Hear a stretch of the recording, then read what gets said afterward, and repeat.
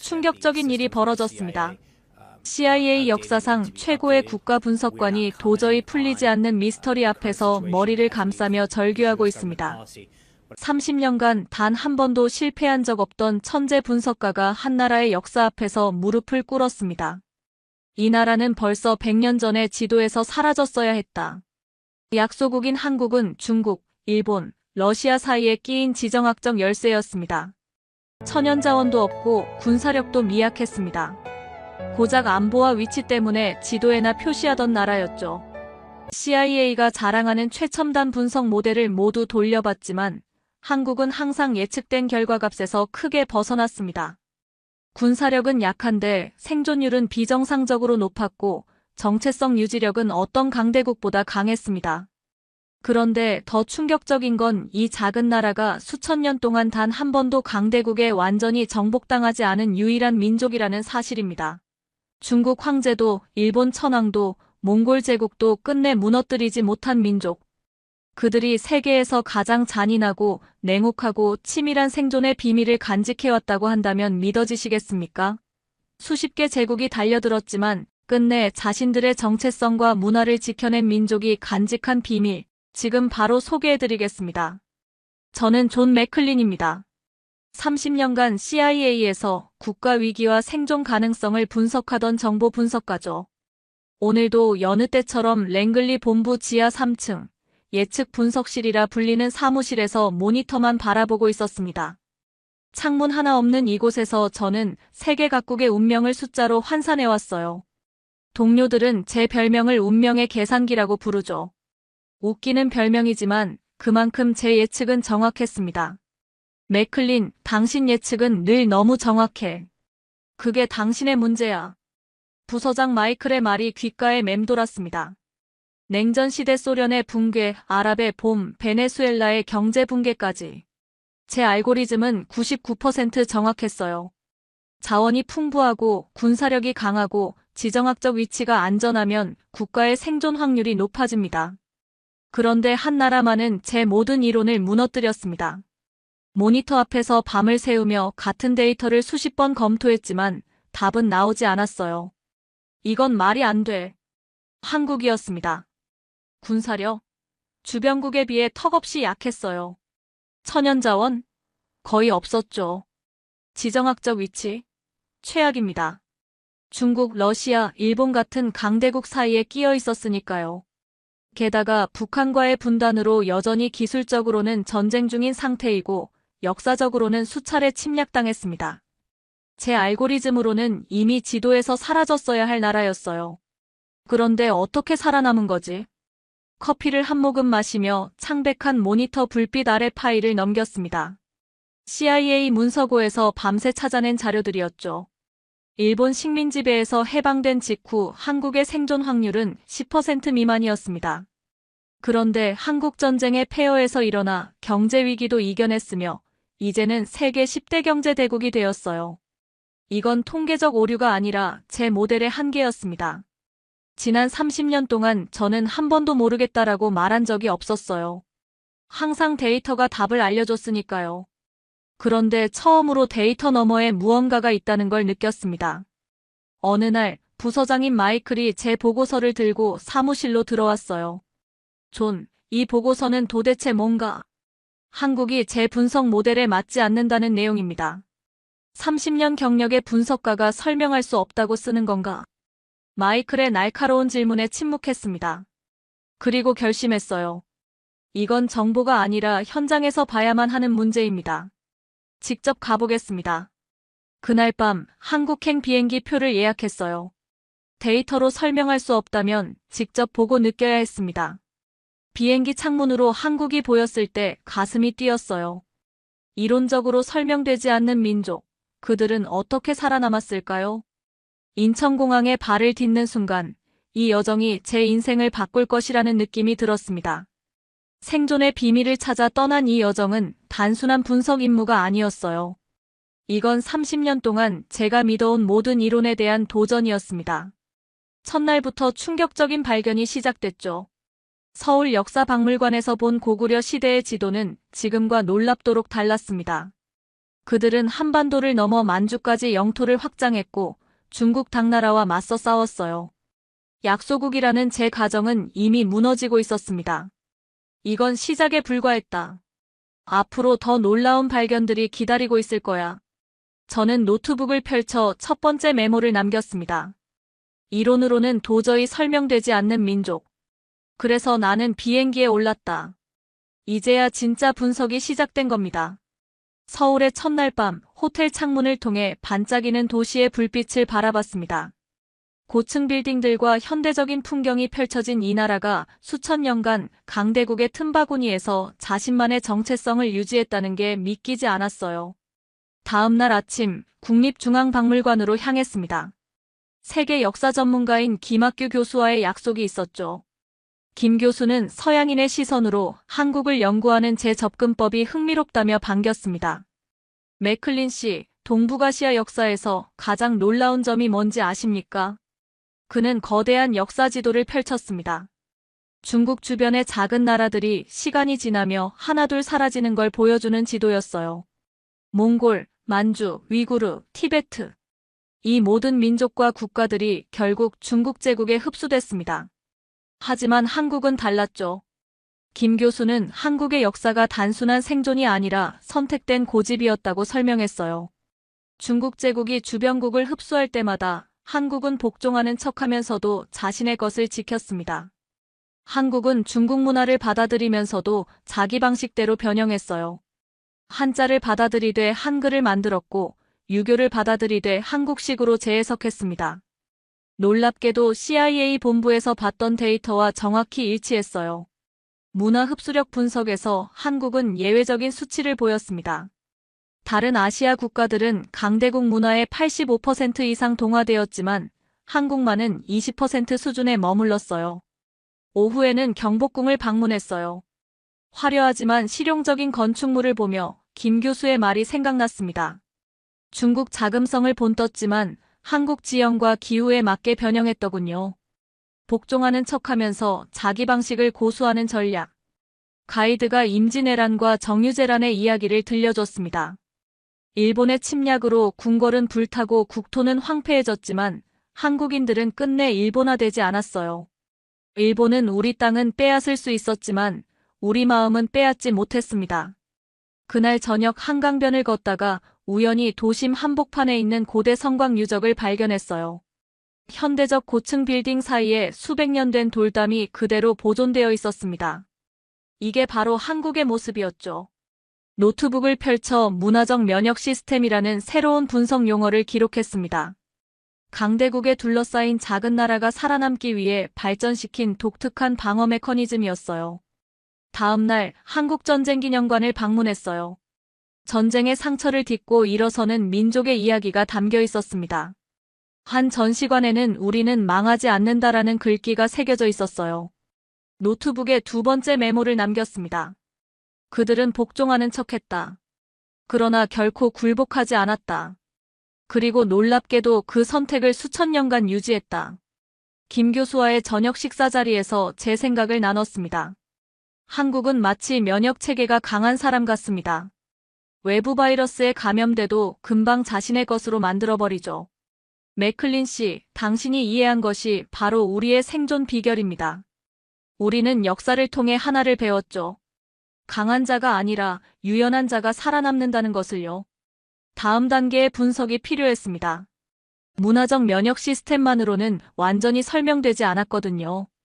김 교수님, 한국인들의 전쟁 방식에 대해 더 알아보고 싶습니다. 김 교수의 소개로 군사 역사학자인 박진우 교수를 만났습니다.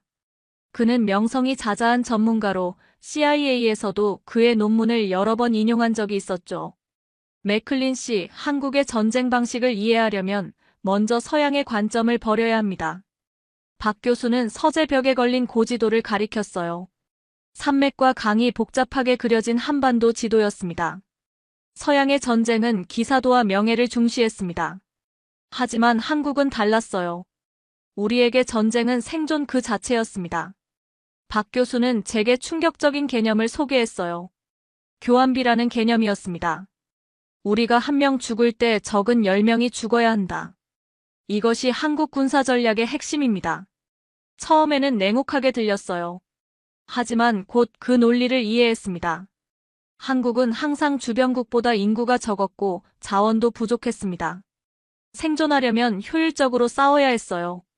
조선시대 왕들은 매년 국방 예산의 30%를 화약 개발에 투자했습니다.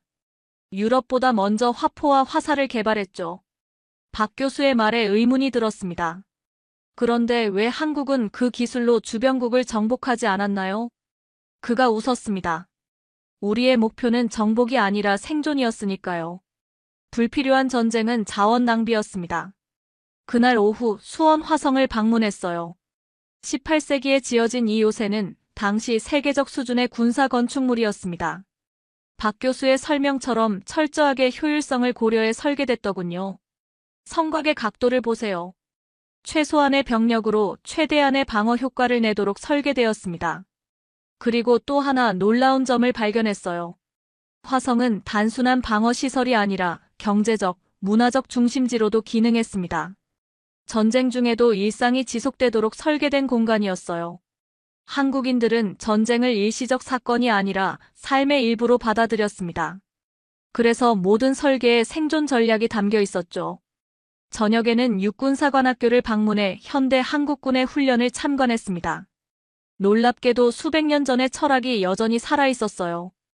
효율성, 절약, 그리고 교환비. 사관생도들과 대화할 기회가 있었는데 한 생도의 말이 특히 인상적이었습니다. 우리는 전쟁을 원하지 않습니다. 하지만 전쟁이 오면 반드시 이길 준비가 되어 있습니다. 호텔로 돌아와 노트북에 세 번째 메모를 남겼습니다. 전쟁은 로맨스가 아니었다. 한국에선 숫자였다. 생존의 수학이었다. 제 분석 모델은 한국을 약소국으로 분류했지만 이제 다르게 보였습니다. 그들은 약하지 않았어요. 그저 다른 방식으로 강했을 뿐입니다. 효율성, 지속성, 그리고 냉철한 계산을 통한 생존의 강인함이었죠. 내일은 무기 체계에 대해 더 알아보고 싶습니다. 박 교수에게 부탁했습니다. 다음 날 박 교수의 안내로 서울 근교에 있는 전통활 제작소를 방문했습니다. 이곳에서는 수백 년 전 방식 그대로 활을 만들고 있었어요. 서양의 활은 강력한 힘으로 적을 단번에 쓰러뜨리는 것을 목표로 했습니다. 박 교수가 설명했어요. 하지만 한국의 활은 달랐습니다. 장인 이 선생이 만드는 활은 놀랍도록 가벼웠습니다. 힘이 약한 사람도 쉽게 다룰 수 있을 정도였어요. 한국의 전통활은 힘을 최소화하고 연사력을 극대화했습니다. 한 번에 강한 화살 한 발보다 빠르게 여러 발을 쏘는 것이 생존에 유리했거든요.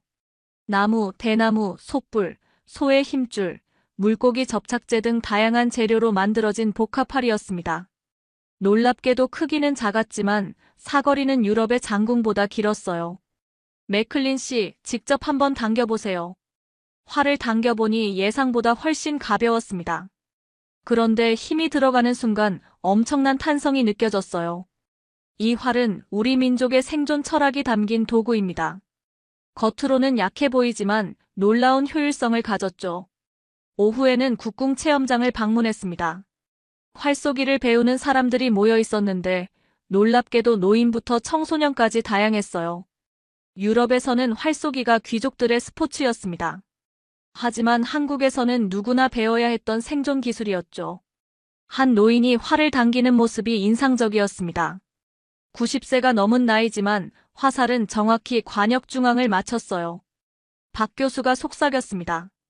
저분은 한국전쟁 때 빨치산이었습니다. 총알이 떨어지면 활로 적을 사냥했다고 하시더군요. 활쏘기 강사가 저에게도 체험해보라고 권했습니다.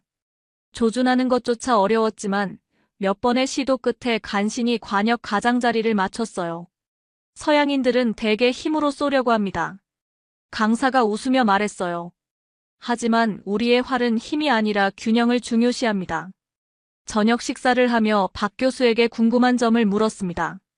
한국인들의 활솜씨가 특별히 뛰어난 이유가 있나요? 생존 때문입니다. 침략이 잦았던 우리 역사에서 명중률이 낮으면 마을 전체가 몰살될 수 있었어요. 실수 없는 유전자만 살아남았다고 볼 수 있죠. 그 말에 전율이 느껴졌습니다. 활솜씨는 단순한 기술이 아니라 생존 본능에 진하였던 거예요. 호텔로 돌아와 노트북에 네 번째 메모를 남겼습니다. 활솜씨는 전통이 아니라 생존 본능에 진하였다. 서양의 제 관점으로는 미처 보지 못했던 것들이 하나둘 보이기 시작했습니다. 한국인들의 무기, 전술, 심지어 건축물까지도 모두 생존을 위해 최적화되어 있었어요. 다음 날 계획을 세우며 박 교수에게 물었습니다. 한국인들이 전쟁 중에 어떻게 공동체를 보호했는지 알고 싶습니다. 박 교수의 조언에 따라 다음 날 아침 남한산성을 찾았습니다. 산성 입구에서 저를 맞이한 가이드 이미라 씨는 역사복원 전문가였습니다. 맥클린 씨, 남한산성은 단순한 요새가 아닙니다. 이곳은 전쟁 중에도 사람들이 살아갈 수 있는 하나의 도시였어요. 이 가이드는 산성 곳곳을 소개하며 흥미로운 이야기를 들려주었습니다. 성벽 위에 서서 서울 방향을 바라보니 방어에 최적화된 위치임을 한눈에 알 수 있었어요. 유럽의 성은 귀족과 왕족만을 위한 공간이었습니다. 하지만 한국의 산성은 달랐어요. 전쟁이 나면 주변 마을 사람들이 모두 이곳으로 피난왔죠.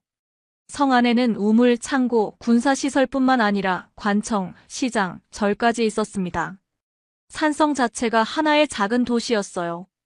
한국인들은 전쟁을 개인이 아닌 공동체가 함께 견디는 것으로 여겼습니다. 여기서는 노인, 여성, 아이들까지 모두 전쟁에 참여했죠. 이 씨는 1636년 병자호란 때 인조가 이곳에서 청나라 군대에 포위되었던 이야기를 들려주었습니다. 47일 동안 굶주림과 추위를 견디며 버텼다고 해요. 우리에게 성벽은 단순한 방어물이 아니라 생존의 약속이었습니다. 함께 살아남자는 공동체의 의지였죠. 오후에는 행주산성을 방문했습니다. 이곳에서 만난 군사역사 연구가 최동훈 박사는 행주대첩의 이야기를 생생하게 들려주었어요. 1593년 권율 장군은 수천 명의 일본군을 상대로 불과 몇백 명의 군사로 버텨야 했습니다. 그때 지역 여성들이 치마에 돌을 날라 성벽을 쌓고 전투에 참여했죠. 최 박사는 당시 상황을 재현한 그림을 보여주었습니다. 여성들이 머리에 수건을 두르고 돌을 나르는 모습, 노인들이 화살을 만드는 모습, 심지어 아이들까지 물을 나르는 모습이 그려져 있었어요.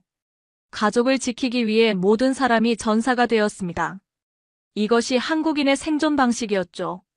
저녁에 산성 주변 마을에서 만난 김영호 할아버지는 한국전쟁 참전 용사였습니다. 그분의 이야기는 더욱 충격적이었어요. 북한군이 밀려올 때 우리 마을 사람들은 모두 함께 산으로 피신했습니다.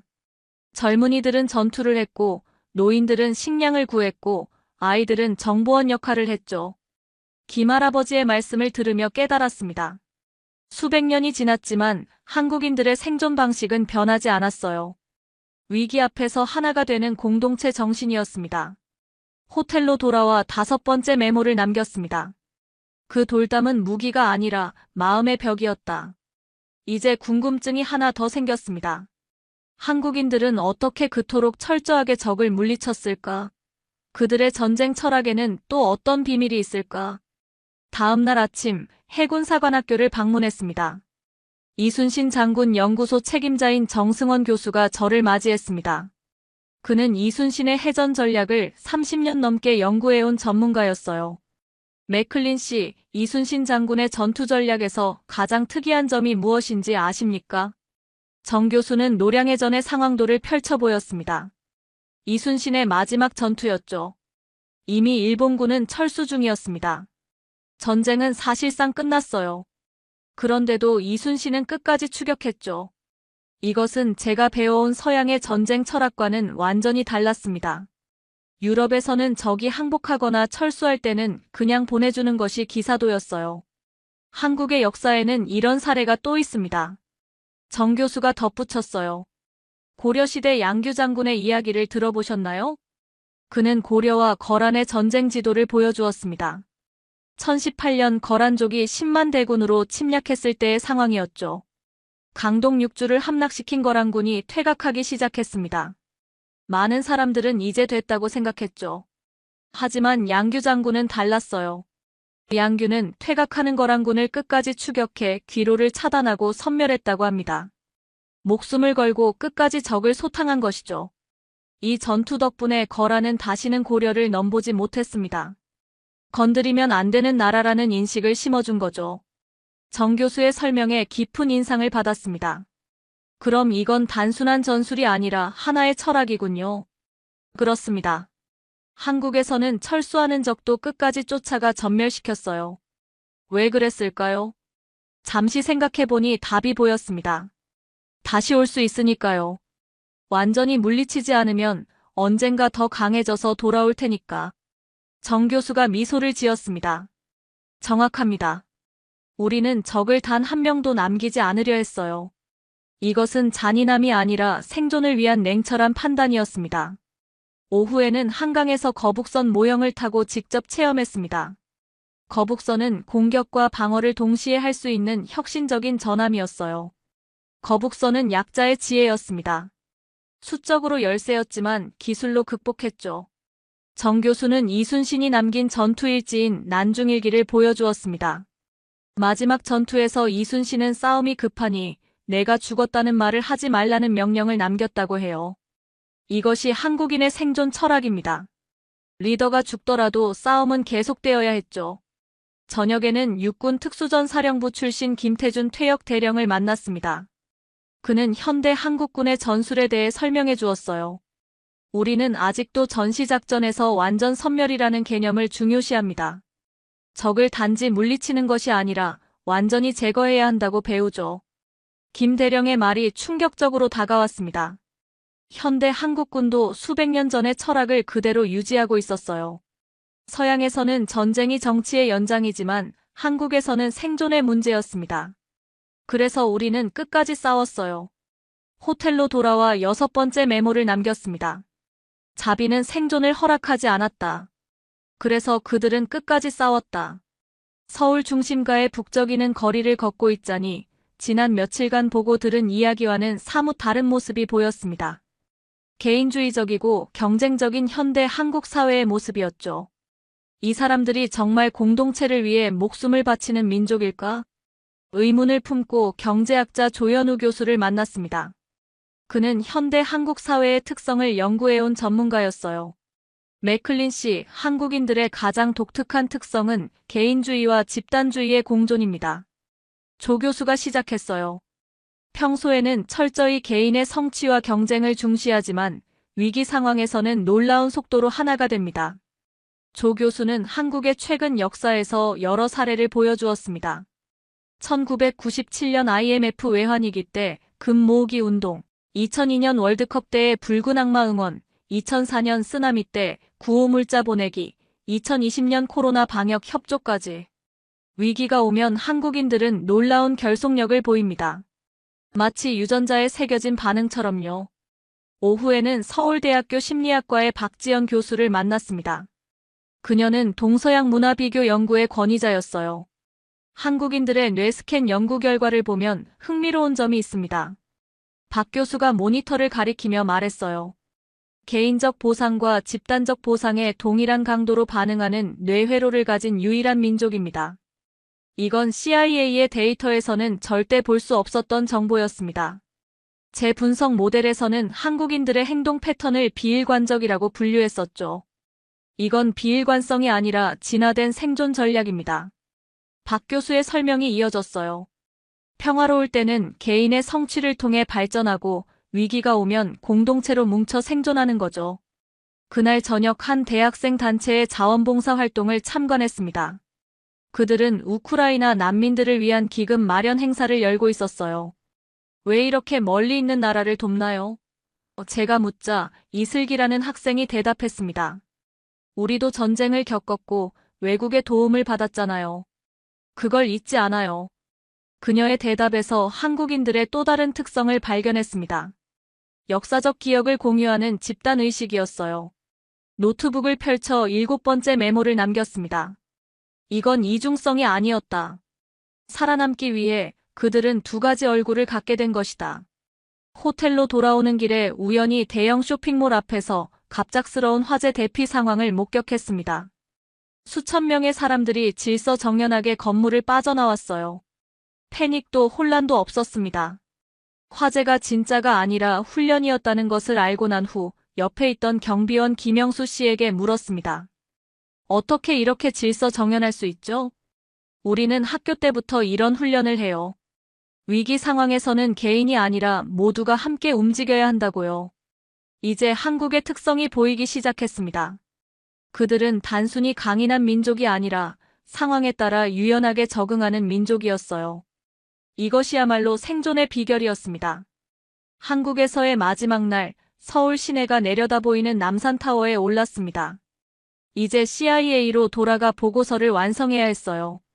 지난 일주일 동안의 발견들을 어떻게 정리해야 할지 생각했습니다. 30년간의 국가 분석이 얼마나 표면적이었는지 깨닫게 되었군. 옆에서 들려온 목소리에 고개를 돌렸습니다.